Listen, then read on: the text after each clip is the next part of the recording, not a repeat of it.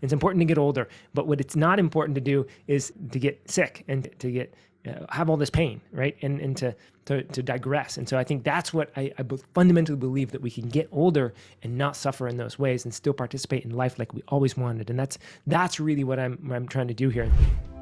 Welcome to the PEMF Effect, where breakthrough science helps take control of your health. I'm Dr. Pawluk, and I'm here to guide you in tapping into the power of PEMF therapy for recovery, vitality, and total body wellness. From overcoming chronic pain, optimizing brain health, boosting energy, and aging with strength, this podcast is your path to cutting-edge solutions for lifelong well-being. If you're ready to move beyond symptom management and tap into your body's natural healing ability, you're in the right place. Let's dive in. Today's episode was previously recorded on the Pain Solutions Summit that I hosted. Hi, it's Dr. Pawluk. This episode today is with a great friend, Jason Prall. He's a world traveler. He knows more about not growing old than anybody I know. And that's part of our topic today, is being eclectic in terms of regeneration and stalling aging and recovering from injury and so on. So I'm not going to tell Jason what we're going to talk about. I think we'll basically float around a bit on probably numerous topics. But Jason, tell us about yourself, please. Yeah, thanks for that. I appreciate the emergent quality of this, because it actually ties into this, what I hope we can talk about today, which is regeneration and this ability of things to grow anew. So I'm a health practitioner, author, speaker. I do a lot of one-on-one work with people that have a lot of chronic illness. And so for me, it really is about how do we resolve chronic disease, chronic illness and symptoms? And then how do we avoid these things as we get older? Because as we get older, as far as I know, Father Time is undefeated. And but we do have Mother Nature at our back, right? So what are the things that we can do, both the old wisdoms that we can carry with us, the acupunctures, the Ayurvedas, the wisdoms that come from indigenous cultures and all the people from the past. And then also, how do we incorporate this new stuff, this new technology that we're developing? PEMF is such a great example of this. And there's many others that we can use too, to help basically ignite this repair process, this regenerative capacity that is inherent within us. Granted, it does dwindle as we age, but we are inventing some really new cool technologies to sort of augment that, to slow the aging process. And more importantly, as we age, not suffer, because I think that's really what we're all looking for, is we can age, but I want to be able to move. I want to be able to be without pain. I want to be able to think and remember and interact. And so that's really what I think this is about. Well, let's go forth then. And my journey, as we were discussing before, my journey started with acupuncture. And I was a holistic physician before that. And I was always looking at all kinds of different things. And as a medical doctor, I was taught by a British physician that I need to do environmental medicine.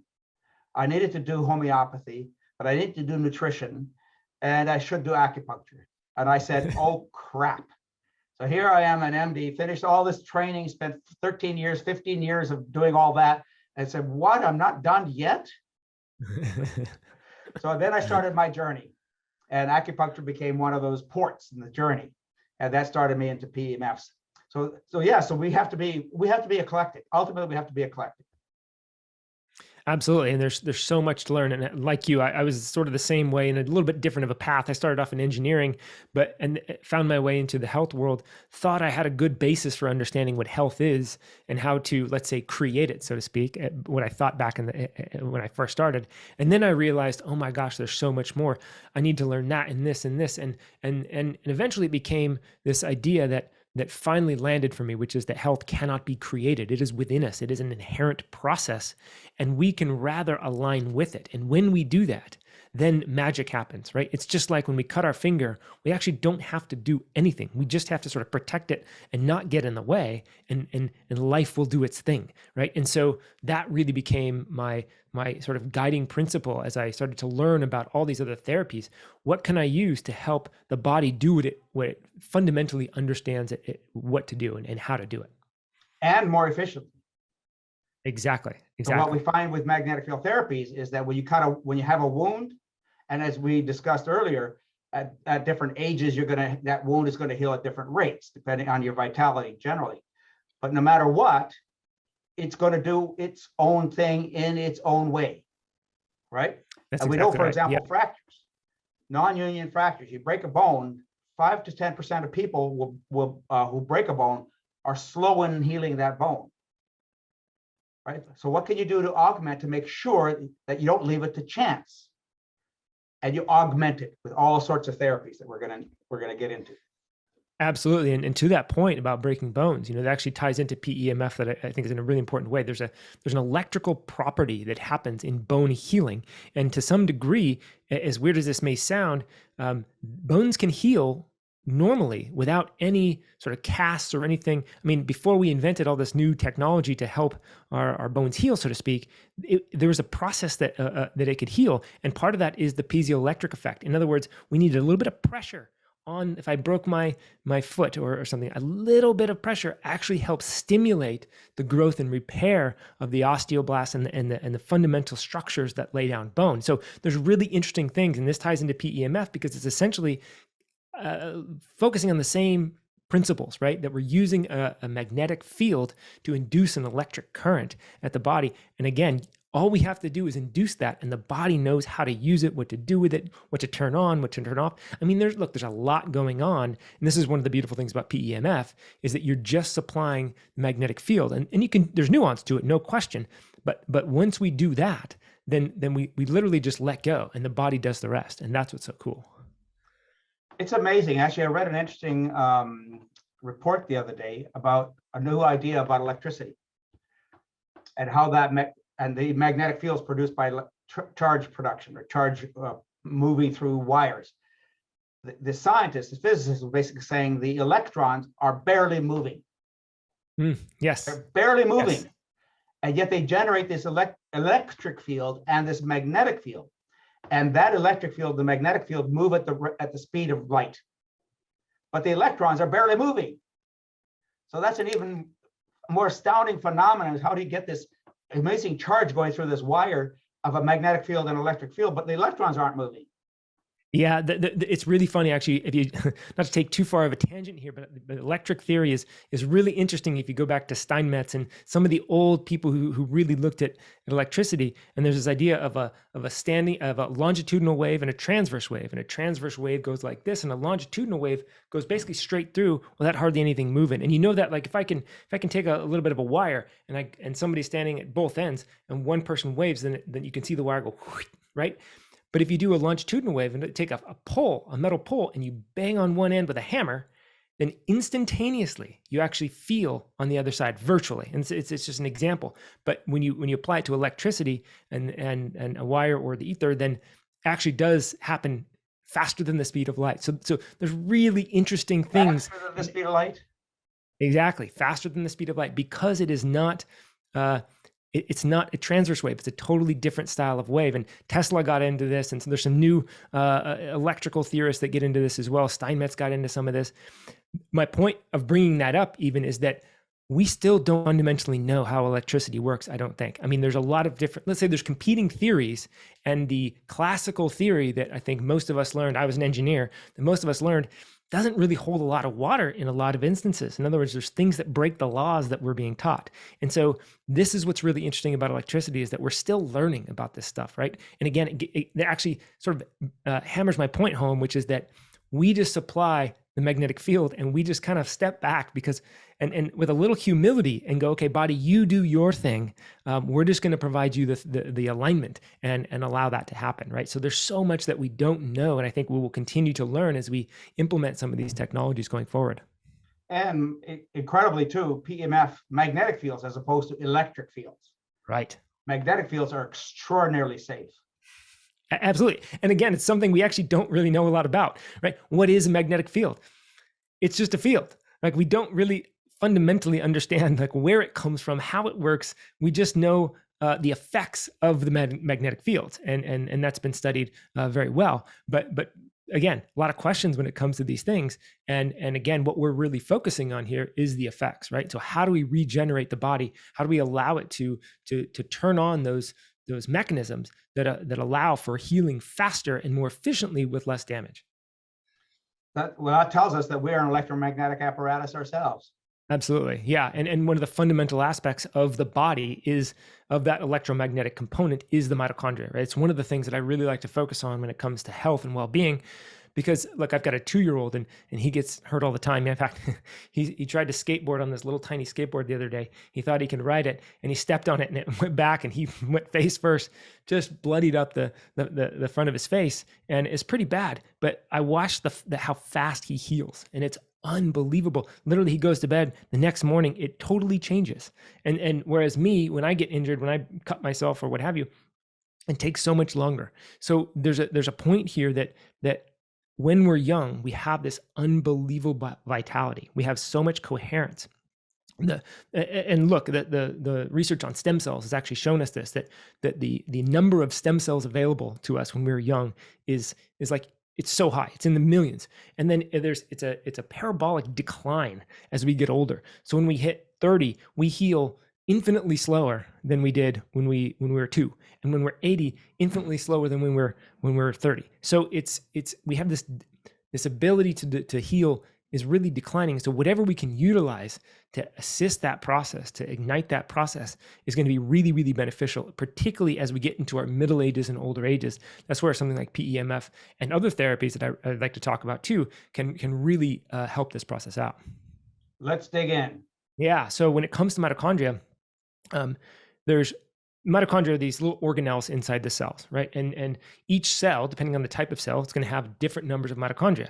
So the metabolically active organs in our body, the brain, the heart, the liver, the kidney, these things have a lot of mitochondria per cell. So they have a higher density. And that's actually what creates the electromagnetic field of the heart and the brain. So when we do EKGs and EEGs and all these things, we're actually measuring some of these fields. And this is not wholly, but mostly related to mitochondrial function. And so what we want to do is we actually want the mitochondria to be really efficient at the electrical current that's happening at that level. So to be able to transfer electric flow through the mitochondria, creating a lot of charge separation, that then also creates ATP, consequently, for us to create energy, but also we're producing reactive oxygen species that help signal things. So there's a little bit of sort of oxidative stress that's normal, that's natural, that's healthy to help signal certain things in the cell. So all of that is how mitochondria should function. As we age and as we start to exhibit ill health or disharmony or dis-ease in the body, mitochondria essentially weaken. They lose their capacity to produce energy. They produce more oxidative stress. They actually get into a mode that is a protective, defensive mode, right? So when there's a threat, when there's heavy metals, when there's a lot of chemicals, when there's infections going on in the body, and I like Ayurveda, so if anybody here is familiar with Ayurveda, this ama that builds up, this toxic, morbid waste that builds up at the cellular level throughout the body, that creates a dysfunctional cell, and a lot of inflammatory signals go out from the mitochondria. In other words, they're signaling to other mitochondria and other cells, hey, danger, danger, threat. And so just like us as a human body, when we're in danger, we don't engage the parasympathetic. We're not in rest and digest. It's not a good time to have sex. It's a time to run. It's a time to fight, right? And so our sympathetic overdrive kicks into gear, and that we're not healing at that point. We are using all of our vital energy to stay alive. Well, it's the same thing that happens at the cellular level, right? The mitochondria are in this threat danger mode, and therefore they're not as effectively producing energy. And so when that happens, this is when we see this runaway inflammation. So we have inflammation at the cellular level, literally happening at the cellular level, that's causing damage to DNA, it's causing damage to other mitochondria, it's causing damage to cellular membranes, which are really, really important aspect of the cell, as well as the other components of the cells. So as that's happening day after day, month after month, year after year, now we really start to get dysfunctional cells, poor communication. Certain genes are turning on and off, and we lose this coherence, this harmony that's happening both on the cellular level, the organ level, and the system level. And that's what we call disease. So how do we unwind that? One of the key mechanisms is to restore that function at the mitochondrial level. I was interviewing once a mitochondrial researcher, and he said there is no disease where the mitochondria is not associated. In other words, every single disease process does involve the mitochondria on a fairly significant level. And some diseases, like cancer, like particular, are fundamentally mitochondrial related. And so we really, it's a really important thing to focus on mitochondrial health and function. And so there are a number of things we can do from a lifestyle perspective to both regrow new mitochondria. That's the cool thing. It's called mitochondrial biogenesis, right? So we can regrow new mitochondria. And these are healthy ones. We can recycle old ones, and the ones that are damaged and dysfunctional, we can actually break those down in a process called mitophagy and recycle those parts. That's beautiful. And then we can also have this process of fusion and fission, so they can actually fuse together and separate apart. And through this process, they can become more efficient, more effective. And that's really what we're looking for. So a couple of those things that we can, sleep is the number one, okay? I just want to name a couple of these. Focusing on sleep, really, really critical to repair mitochondrial function. And appropriate sleep. Appropriate sleep, absolutely. At the right time of day, we get good deep sleep, we get enough REM sleep, really, really important. And the time of day actually really, really important, right? So there's critical windows of opportunity for sleep. So typically between 10 p.m. and 6 a.m., give or take, those are kind of the prime hours. The other things, intermittent fasting, very, very effective for recycling mitochondria and producing new healthy mitochondria. Exercise, particularly interval training or something somewhat intense, right? It doesn't have to be a marathon, nothing like that, but a little bit of intense movement throughout your day. And intense is variable. So intensity for an 18-year-old is going to be different from the intensity of a 65-year-old, right? But whatever it is for you, whatever is a little bit intense, where you're breathing hard and you're physically stimulated for 30 seconds, 60 seconds, is beautiful. And we can take these rests, and then we can go stimulate again.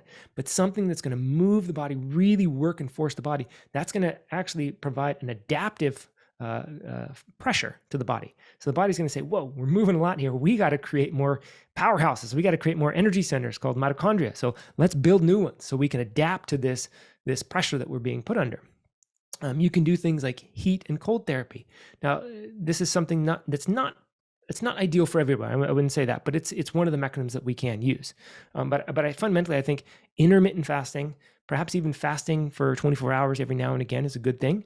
And exercise. Those are the really, really important things, I think, for good mitochondrial function from a lifestyle perspective.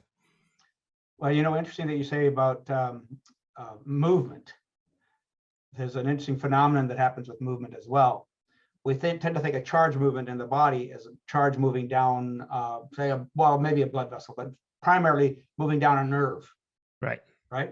But the fascial layers of the body, the connective tissue layers of the body, are a matrix. Mm-hmm. And they're a matrix of tubules. They're like little wall structures, et cetera. So that matrix forms the 3D dimensionality of the body, essentially. Charge moves down that matrix at the rate of 70 meters per second.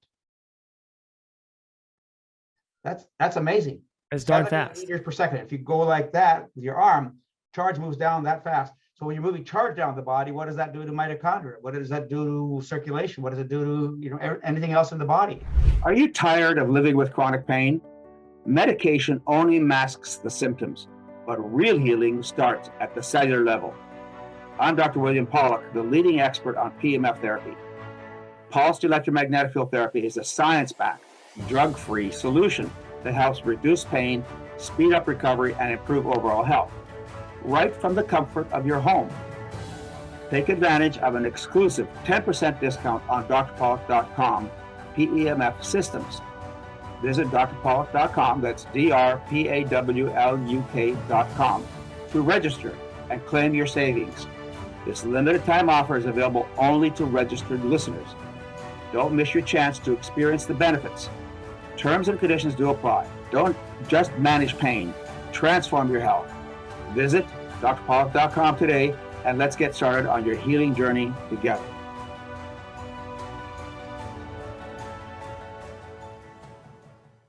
Absolutely, absolutely, and vice versa, right? So the more that we can actually, and there's a lot of adhesions, especially as we get older, right? In that fat, in those fascial layers, and fascia is something that innervates every organ, tissue, and cell in the body, and they've really identified the interstitium and the fascia and this collective network that is sort of outside the cells, so to speak, or it's a network that we don't think associated with the cells or organs, and it is unbelievably important. And of course, it's intertwined. There's a really important relationship with water, and we get into things like Gerald Pollack's work and fourth phase water, EZ water, which has special electrical properties. It can actually hold a lot more electrical charge through its structure. And that becomes an important aspect to the ability of the fascia. And so we can actually break that stuff up through something like rolfing. Rolfing is a fantastic tool to really loosen these adhesions, right? We can call it scar tissue, but it's even fundamentally deeper than scar tissue because it's not necessarily associated with scars only, but it starts to get sticky. And the body internally doesn't move,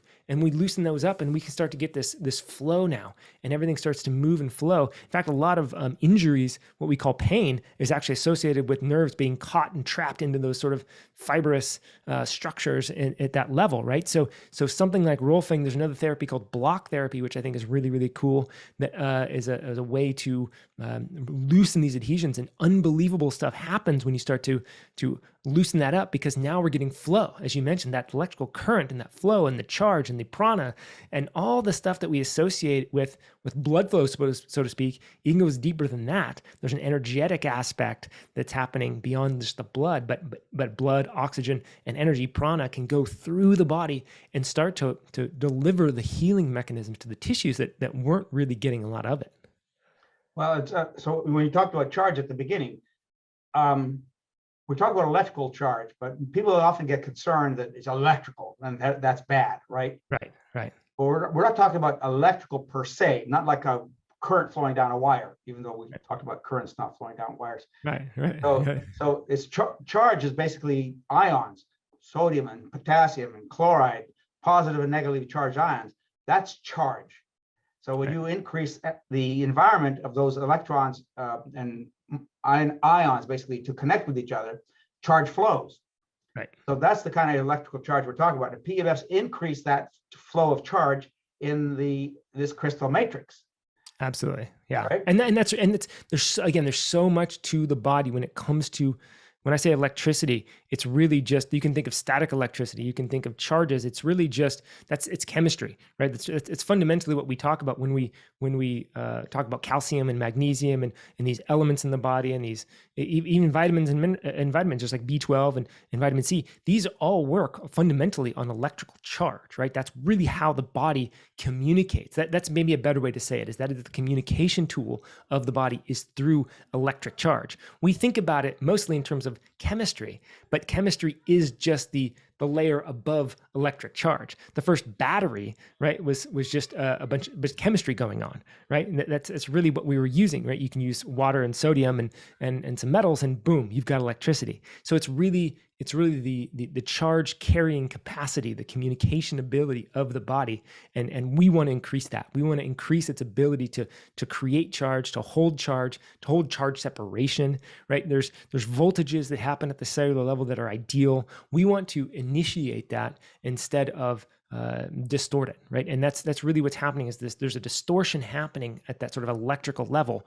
And we don't need to think about these terms. You don't think about the body in terms of electrical potential, but that's really how it's working. And so again, I think it belabors the point here that we just create the circumstances for the body to do what it does, and we just go, you handle the charge stuff. I don't need to worry about that. I'm just going to do my thing that I know is going to be beneficial, right? And that's where we can include PEMF. We can include good sleep, intermittent fasting, good loving relationships, right? Low stress, reducing EMF, bad EMFs in the environment, right? Getting good EMFs from the sun, right? In small amounts and in a proper amount. There's all these things that we can do to harmonize and to create that potential in the body. And that's really what we want to focus on. We're talking about mitochondria. So let's talk about entropy. And my favorite topic. Yeah. So there's actually something called negentropy as well. So this idea of entropy is really this loss of organizational capacity, this loss of structure, coherence, this loss of intelligence, so to speak, and into this sort of diffuse milieu, right? It's the loss of heat, so to speak. It's the loss of organization and structure. Well, we can undo that. We can actually go and this idea of neg entropy, which is what some physicists actually thought was the basis of life itself, was this idea of neg entropy, this idea of organizational structure, this idea of intelligence, resisting the natural capacity to go to zero, to go to rest, to go to emptiness. And so that's really what we want to facilitate. And that's what mitochondria do. It's what the whole body is kind of doing. But mitochondria are fundamental in holding that neg entropy, to resist entropy, to resist this idea of sort of falling apart into just random chaos, right? And so the body doesn't like chaos. The body likes organization. It likes structure. It likes intelligence. And when we can provide that, then it's able to maintain that coherence. It's able to maintain, oh, you're a kidney cell, I'm a liver cell, I know what my job is, I'm going to turn this on, I'm going to do that. And all these functions are, I mean, there's trillions happening per second, they're coordinated. And that's what's so amazing. And the body is coordinated. That's why something like circadian rhythm, which is a really important aspect to maintaining mitochondrial health and health of the body, which is this idea that the light primarily from the sun and the darkness when the sun's down is going to entrain our brain and our entire body into what time of day it is, sort of to predict the functions that's going to happen next. In other words, as this daily cycle of light happens, my eyes take that in, talks to the suprachiasmatic nucleus, that talks to the hypothalamus, the pituitary, and the pineal, and all these organs in the brain are now then talking to the organ systems in my body and the cells in my body. And we have period genes and clock genes and BMAL and all these things going on inside the cell that say, okay, I know what time of day it is. I'm going to do this, right? And that's why when we're healthy, we don't have to urinate at night. Certain functions are turned off and turned on, and all these hormones are working. And beautiful, we can shut that process off, and we can turn on all these other genes and turn off all these other genes. And then we wake up and cortisol rises because we know what time of day it is, right? So this is all coordination that's happening, and that's governed by this idea of circadian rhythm. So it's really, really important to understand what coherence is, so that the brain is talking to all the cells and we all know what's going on. And that's really this idea of resisting entropy fundamentally at the cellular level and throughout the body. Well, what we have to do often, unfortunately, the body's supposed to do what it's supposed to do, right? Right. But we have a problem because we interfere with that, right? All the different ways that human beings interfere with the natural rhythms. Your body was designed to heal, but illness, chronic disease, stress, injury, and time can slow that process down. What if you could restore your body's natural ability to recover, recharge, and feel its best? The key to healing is giving your body the energy to repair itself. PEMF therapy does exactly that.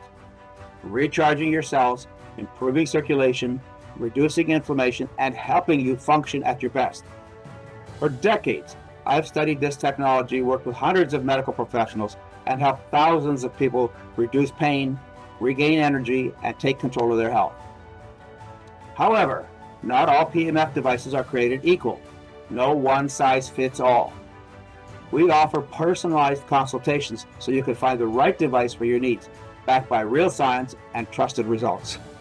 If you're ready for a real solution, let's talk. Schedule a consultation at drpawluk.com. That's PRPAWLUK.com, because real healing starts at the cellular level.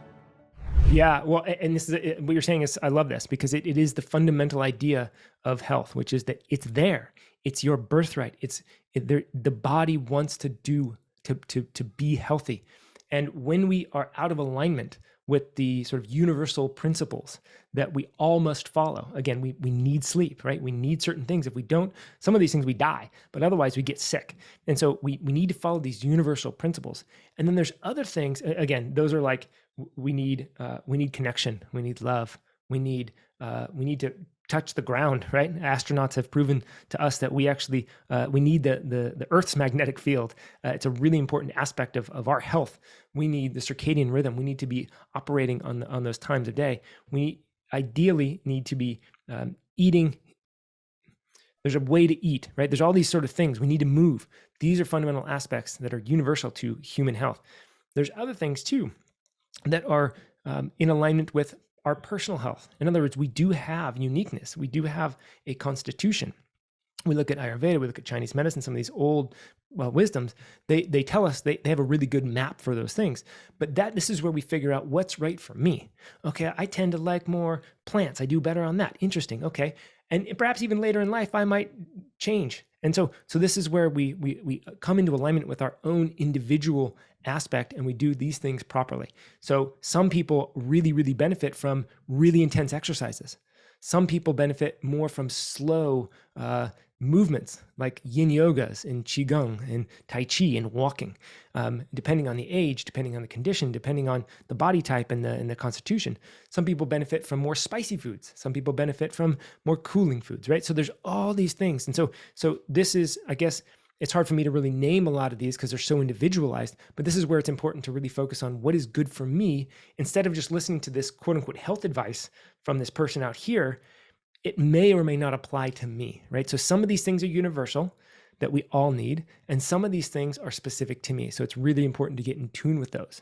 But there's a couple of therapies that I really want to bring in that I think are really exciting as we move forward into this sort of new wave, this new generation of health technology and development that I found unbelievably useful in my clinical practice. One is peptides.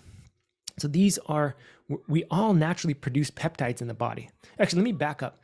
When it comes to introducing a therapy, I think ideally what I'd like to use is something that is inherent to the body. So the body already knows what it is, right? So it's fundamentally understood by the body. It has a communication that the body understands. Or it is a substance or technology that we know that we can use to influence the body in a safe way that's not going to push us too far out of balance, right? So there's some things that are just so foreign to the body that I think there's only very small cases or individual cases that they become useful. I like to use things that are more universal.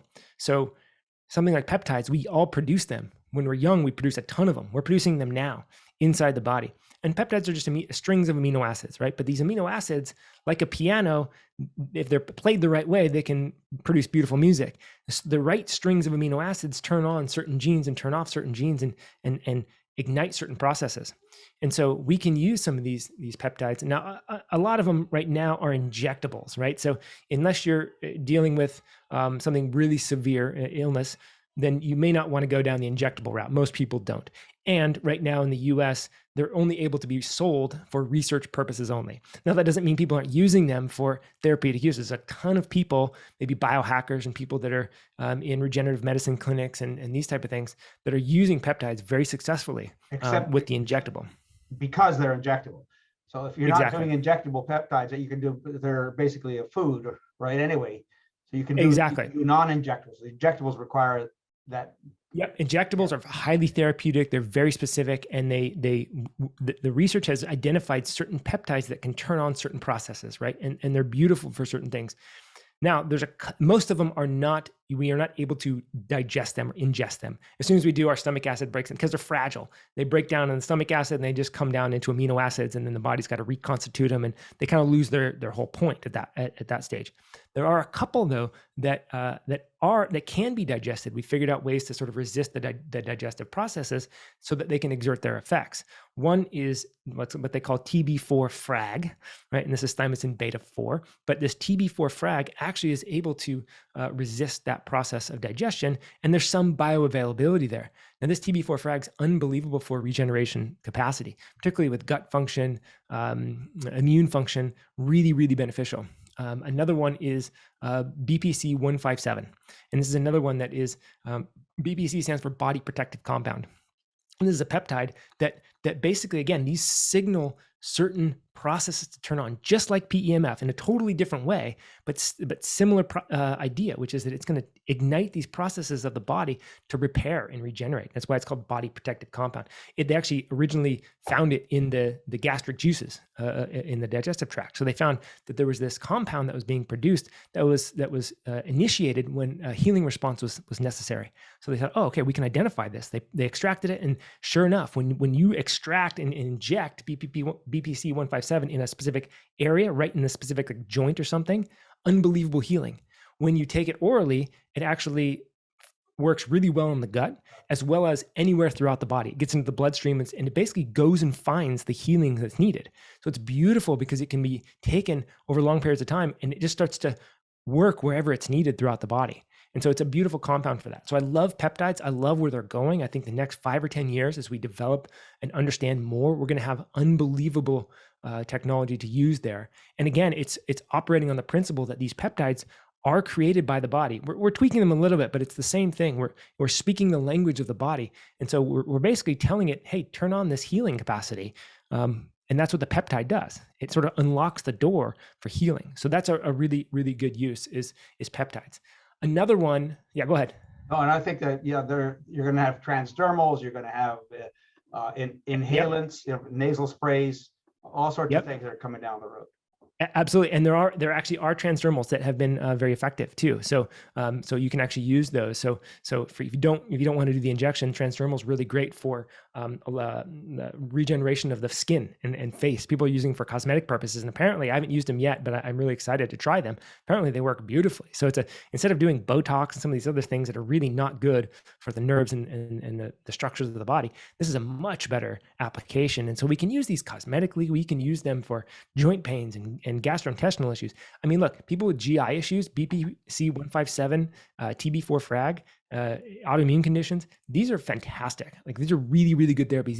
These are so far beyond the herbal and supplement protocols that I've been using for the last 15 years. These are next level. And so when you start to include these in your regimen, and then you include something like PEMF, you're talking about 1-2 combos that are just like insane for healing the aspects of the body that really need the healing without causing damage. Like, that's what's so cool. It's not like if you take too much of this stuff, you're going to cause problems. That's the beauty. You might be throwing money down the drain. You might just be wasting it. But the body is not. It's not. There's no mechanism that it's going to cause issues with. So that's why I like this stuff. That's the beautiful aspect.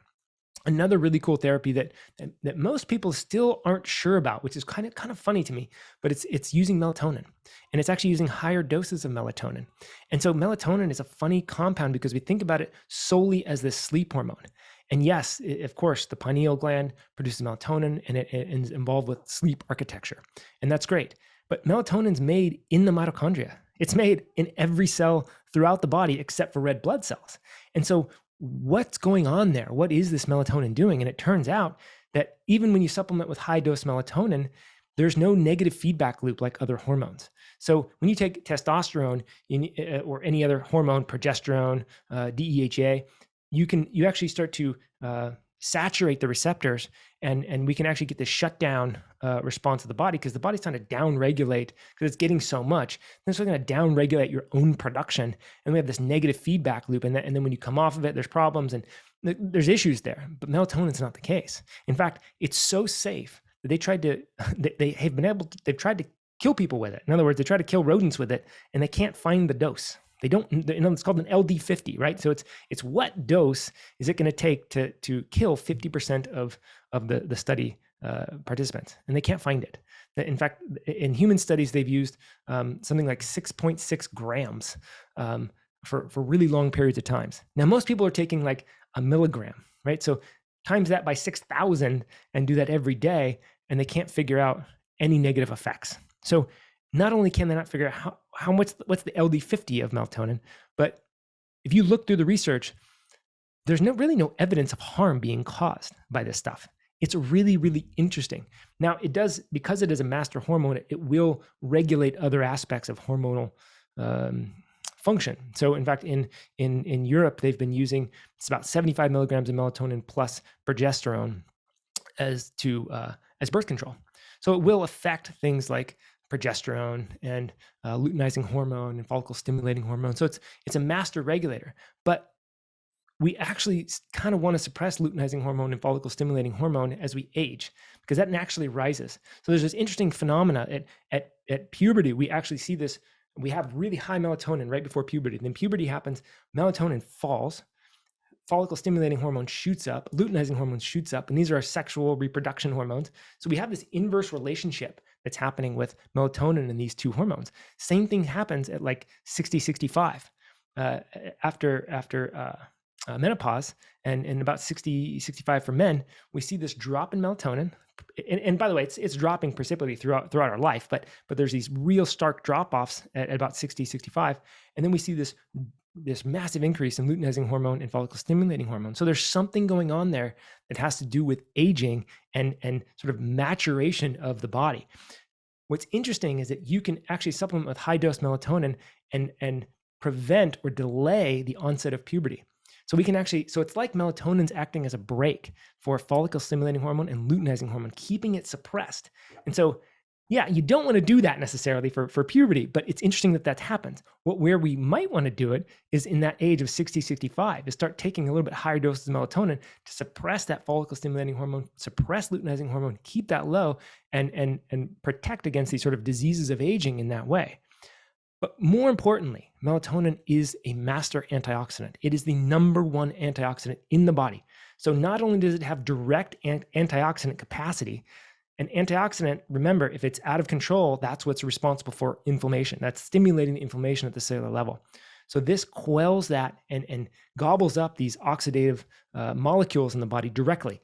It also has the capacity to turn on other antioxidant-related genes, superoxide dismutase, other things going on at the cellular level. So now it's sort of like it's acting as the soldiers taking care of things in the battlefield. And then it's also acting as the general saying, kind of directing some of the other soldiers to clean up things. And then it also has another capacity to turn on anti-inflammatory genes. So it's turning on these oxidative things, but it's also influencing, IL-10 and other anti-inflammatory markers to help suppress, I'm sorry, not anti-inflammatory, suppress the inflammatory genes. So it's gobbling up things and it's also suppressing this inflammation. So this is what I've seen clinically, is that it does an unbelievable job at cellular healing, at healing the gut, skin healing, wound healing, joint healing. These pains go away. I mean, it's unbelievable what happens at the cellular level. And this inflammation just starts to be mopped up by melatonin. And so you can use doses of 5 milligrams a day, 10 milligrams a day, 20, 50, 100. I've used upwards of 200 milligrams a day of melatonin with myself and clients to clean up immune-related issues, autoimmune conditions, gut-related issues, and things like this that are chronic in nature. And it's really unbelievable what happens. Do you do that temporarily, or do you do that over an extended period of time, those very high doses? Yeah, you can do it. I like to work up to those doses, just so people can feel if there's any. And by the way, when I take those high levels, I don't notice. It doesn't change my sleep architecture. It doesn't make me more groggy. It doesn't make me sleep better necessarily. I sleep pretty good.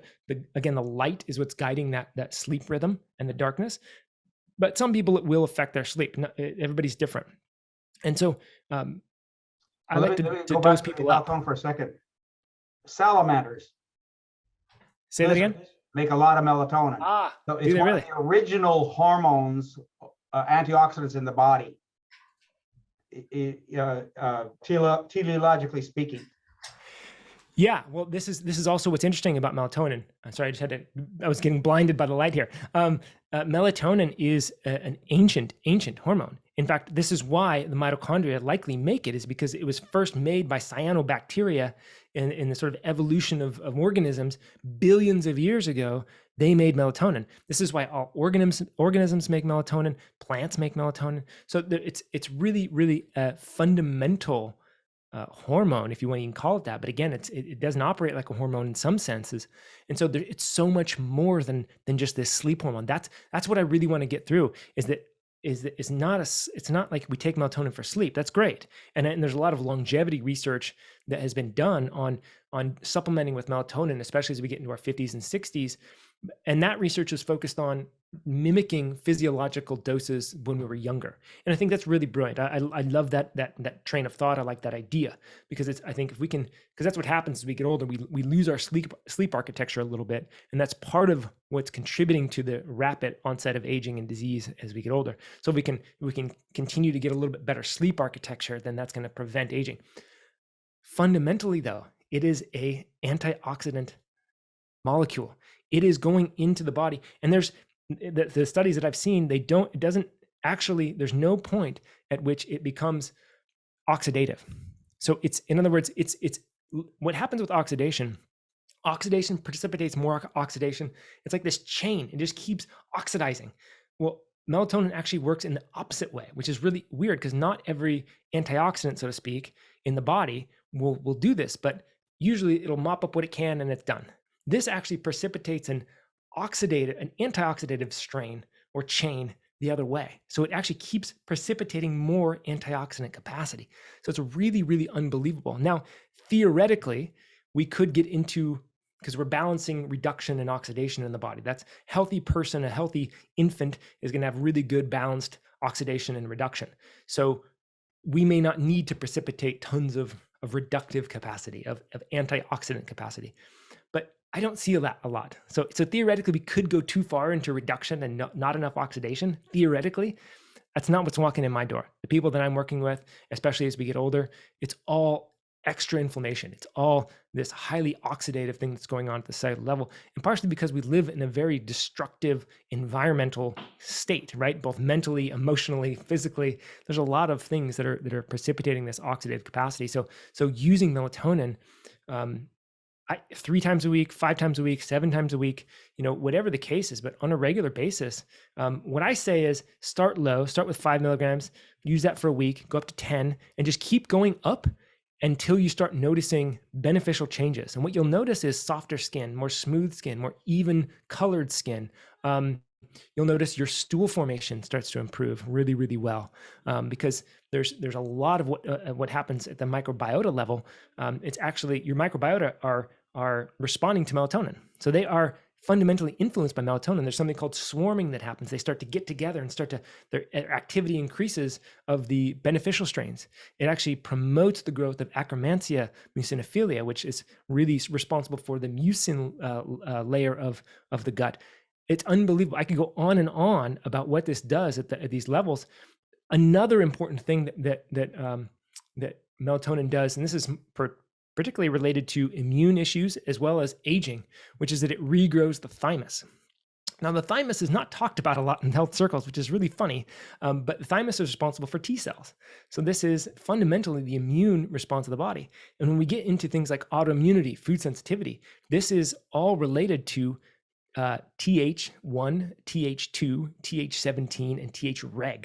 So regulatory T cells are the T cells that kind of govern the balance of Th1 and Th2. Th1 and Th2 are your inflammation molecules. And so we want a balance of Th1, Th2. Treg helps us do that. Melatonin, and what's governing all those functions is a healthy thymus. So the interesting thing about the thymus is that it starts to lose, it's really big when we're young. And then at about puberty, it starts to shrink and it starts to gain fatty tissue around it. So it starts to lose its capacity, and even its functional capacity. Exactly. So we're losing our functional capacity for immunity at 13 or 15 or whatever. That's remarkable. That's before, we're still developing, and somehow the thymus is starting to degrade. So there's something really interesting. And again, remember what I said happens at 13 to 15.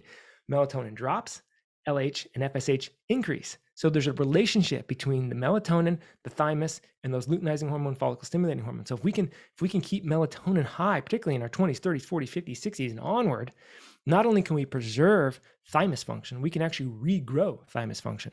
And what's interesting about the thymus too is that not only is it degrading on a sort of linear level, but we can have these events, whether it's a mold infection, we can have various events in our life that really ramp up inflammation and create havoc in the body, and we can have something like this sort of spontaneous thymic involution, this thymic reduction of capacity just instantaneously happen in a very short order because of some inflammatory state.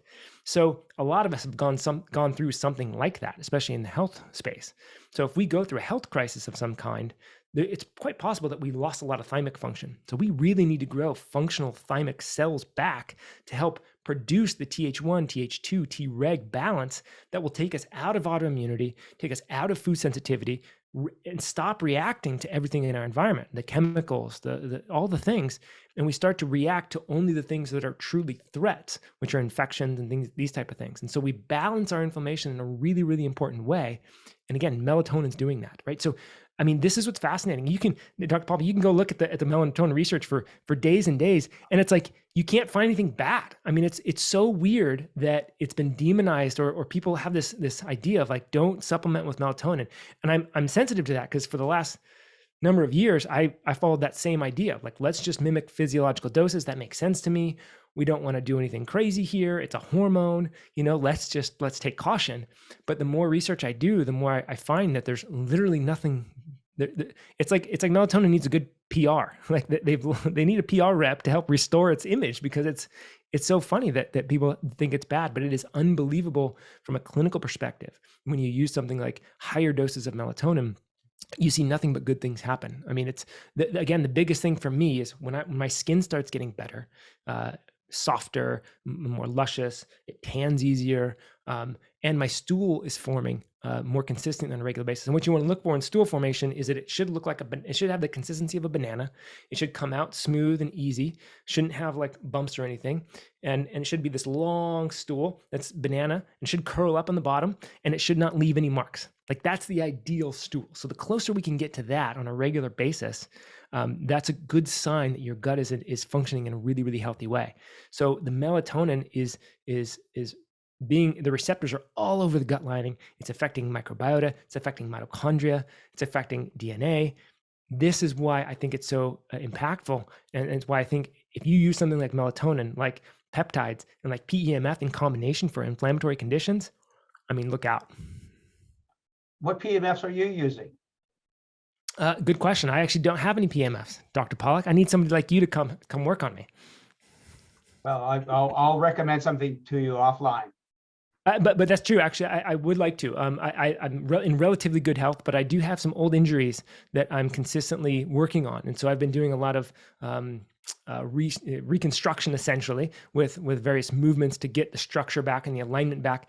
But I do need some help with a persistent pain deep in this shoulder from playing baseball in college and things.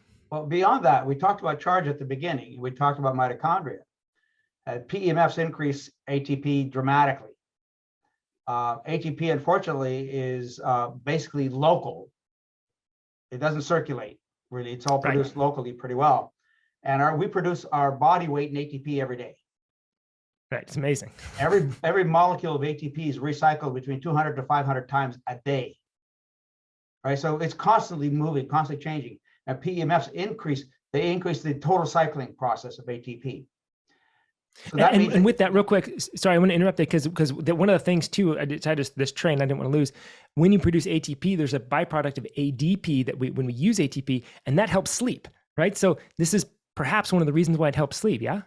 Well, you break down ATP into ADP, right? Right. And the ADP is then used as a substrate to make it more ATP.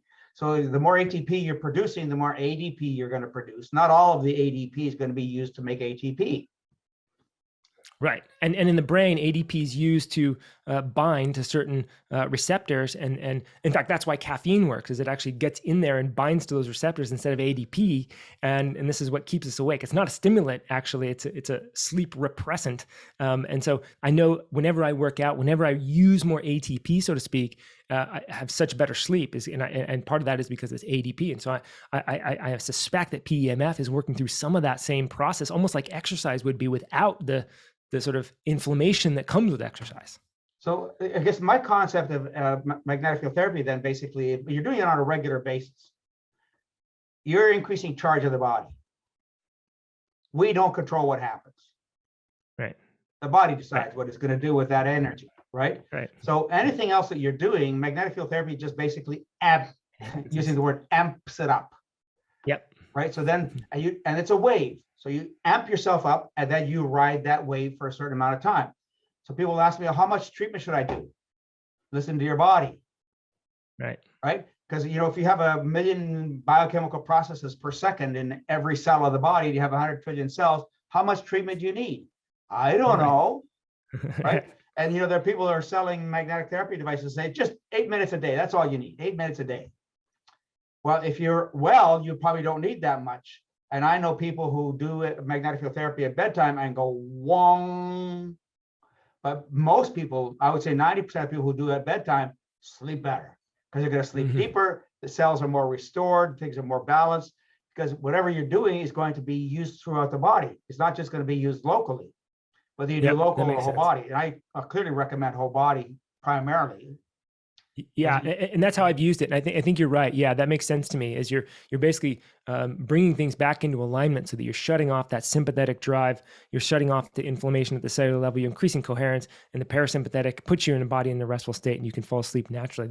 That's how I've actually used it. My friend had one when I was living in LA, and that was where most of my use came from was using his, and it's a whole body machine, and that's. I noticed really good sleep with it. That was one of the fundamental things. Because I was tracking my sleep, and I typically get good sleep. I always wake up restful, but when I was tracking my sleep with that, I did notice that my deep sleep increased and my REM increased as well. So the time that I spent in light sleep or in that slight wake up mode was much less. The one system I recommend the most now is from Israel. It's called the PARMEDS Multi-Flash. Okay. It's not cheap. But it's a high enough intensity that's going to reach deep enough into the body and throughout the brain. So, 30-minute treatment once or twice a day, you ought to be humming, but it's not reliant on frequency. So we don't have to worry about frequencies. This is all about Faraday's law. It's all about increasing the charge in the body. Right. Absolutely. And this is one thing. I mean, look, I'm actually at that point now. I'm just crossed 40, and I'm sort of just dawning on me that I'm getting older. And it took me a while to figure that out. But I'm realizing that it's actually important for me to maintain and to do these things on a regular basis to maintain this function again. And a lot of it is in the research I do on longevity. And as we cross 40 and 50, man, these things just start accelerating in a normal state. And so the more we can do to sort of slow that process down, and I'm not one who actually thinks that we can live forever. I know there's some people out there, futurists, that like to think that way. I think there's this natural process that we go through that we call aging that is important. It's important to get older, but what it's not important to do is to get sick and to get have all this pain, right? And to digress. And so I think that's what I fundamentally believe, that we can get older and not suffer in those ways and still participate in life like we always wanted. And that's really what I'm trying to do here. And so I think I'm actually, let me write this down. Say that again, because I'm not recording this. I know you are, but what's the device? It's called PARMEDS, PARMEDS, like PAR and then meds like medications, PARMEDS Multi-Flash. Multi-Flash, beautiful. And cool. It's on our website, That's on my list. Pawluk.com.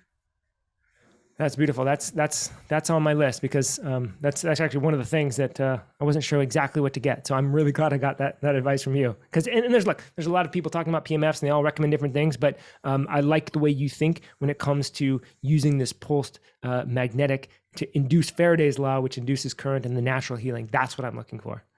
And there are places for frequencies, but I don't worry so much about frequency. What most of us need is more energy. Totally. We need more coherence at that cellular level to induce those and amplification of all of our processes. Totally. Agreed. That's what I'm looking for. Beautiful. I love that. Well, fantastic. Jason, this is a fantastic roaming interview. And I learned something absolutely new about the melatonin, because people are afraid of melatonin. They're told to turn off all kinds of other things. And I know that in cancer, people often use pretty high doses. And quite frankly, yes, the highest doses I was looking at were people were using like 20 milligrams. Well, now, hey, that's nothing. There's stuff. There's studies actually. They use 600 milligrams a day for long periods of time. So this stuff is extremely safe. It's used actually in the NICU when babies are in really dire circumstances, they'll dose them with melatonin, high doses of melatonin into newborns, and it's effective. And again, cancer therapy too, as a standalone treatment, it's being tested and utilized in Europe, not so much in the U.S. They don't really like that here, but in combination we use it here. And so yeah, it's tremendously effective. Again, I really encourage people to look at the research on it, and you can just go into PubMed and type in melatonin, and you find some very fascinating studies. It's tremendous. I'm going to warn my wife that I'm going to get locked up for the next few days learning about melatonin. Let me just say this too, because if anybody is interested in going and looking to experiment with melatonin, there's suppository forms. The company I like is called Mitozen. They produce a suppository of high dose melatonin. And the reason that's good is because there's really good deliverability, good bioavailability. If you take standard capsules or standard drops of melatonin, actually not much of it's available. It's like 2% or 2. Actually, the research says 2 to 75% availability. So you're rolling the dice on that. The other way is liposomally. So there's good liposomal forms. Quicksilver has a good liposomal melatonin. You just take a bunch of pumps of that, and you can absorb that through the mucosa of the mouth, and that's really good at bioavailability. But I like suppository. It's a very weird form. I know people aren't used to sticking things up the rectal area, but it's easy. It works, and I've seen do it at bedtime. Unbelievable. Exactly. That's exactly right. And that's where the healing happens anyway, is most of it's happening at night, right? So we can induce those processes at night. So yeah, it's beautiful. I love that I can introduce that here, because it's been so clinically important for me and my clients. Fantastic. Thanks again. I know you have a hard stop, so we'll have to let you go. Unfortunately, we can probably talk for hours. Well, yeah, and I've got a summit coming up, so I'm going to invite you on to talk about PEMF in a deep way so that I can learn from you and bring that to my audience as well. I appreciate it, and I look forward to it very much, always. Thanks again, Jason. Dr. Paul. Enjoy the rest of your day, and good luck with everything that you're doing. All right, take care. All the best. Live well and long. Or as they say, live long and prosper. There you go. Thanks for joining me on the PEMF Effect. I hope today's conversation gave you new tools, insights, and inspiration to take control of your health. If you enjoyed this episode, don't forget to subscribe, leave a review, and share it with someone who could benefit from PEMF therapy and holistic healing. Your body has the power to repair, recover, and thrive. Sometimes it just needs the right charge. Until next time, stay curious, stay proactive, and keep powering up to better health.